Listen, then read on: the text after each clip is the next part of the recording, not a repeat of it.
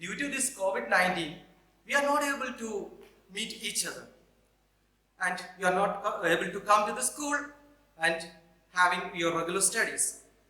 Now, we are using online method for teaching. Dear students, today I am here with a small lesson from geography. The first lesson, resource. Dear students, while we are looking around, you can see a large variety of substances. We are using these substances for many purposes, isn't it? Actually, we are using these, what all things we can see around us for different purposes. Starting with the water, soil, or all other things, whatever we can see around us, plants and animals, everything. These all are useful. There is nothing as useless. So, whatever which is useful or whatever we are using for different purposes are called resources. So resource means anything that can be used to satisfy our needs. So, there are examples like soil, water, minerals, plants, animals, etc. So these all are the examples of resources. These all are useful.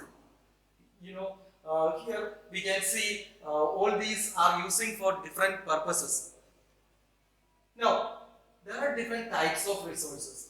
Actually, all these resources are classified into three: natural resources, human resource, and human-made resources. Now, we are going to see each of these resources. So, the first one, that is natural resource. Natural resource means these are the resources that we are taking from the nature. We are directly taking from the nature and we are using it without that much modification. So that is what the definition given here.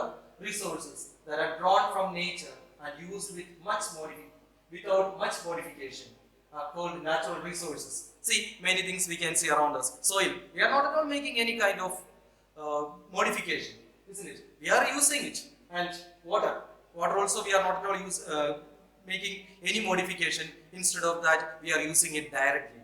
Then again, different minerals are, various kinds of minerals are available and we are using all these minerals for different purposes. See, sometimes there may be some cases where we are modifying these, but normally even we can use these directly also. We can use these all directly without making modifications. So, here there are two kinds of natural resources. There are two types of natural resources, that is renewable resources and non-renewable resources. Renewable resource and non-renewable resources. Renewable resources means these are the resources that get renewed quickly and have unlimited stocks. That means actually all these resources are available everywhere. We can use it according to our need, but it will not be over quickly. For example, solar energy that is available and in abundant quantity, and we can use it. There is no restriction. Okay, only this much. Its stock will not be over. And again, we can see wind energy, another resource. So water is also a renewable resource that also can be used without any limit. It is available, but at the same time, we have to think one thing. In many areas, there are water scarcity, that is there, but even then, the availability of water everywhere in the world is abundant quantity. So it can be used according to our will. Then, secondly, we have non-renewable resources. See, these non-renewable resources includes all these resources that may not be renewed easily, or its stock is limited. Once if we use, again it is not possible to use. So such resources are called non-renewable resources. See, there are resources like mineral resources. For example, petroleum. Once if we use petroleum, it is over. Once if we use coal, that is over. And it may take thousands of years for renewing it. So such resources are called non-renewable resources. So once again, there are two kinds of natural resources, that is renewable resources and non-renewable resources. Now, the second kind of resource is human resource. Human beings. See, actually human beings are the most important resource.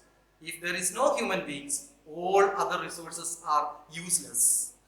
We cannot, all other resources like natural resources, there is no one to use. Then what is the purpose of these resources? So, human beings are the most important resources. And once human beings can use technology, and if they get education, the human beings can make the best use of resources.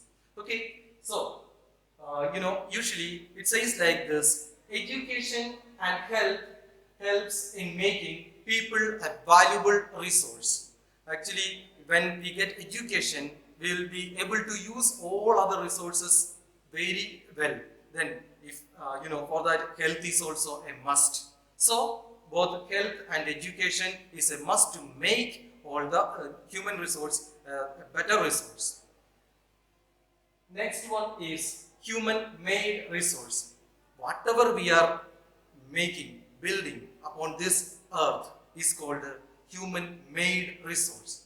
All whatever we can see on this earth, which are made by or manufactured by human beings, are called human-made resource.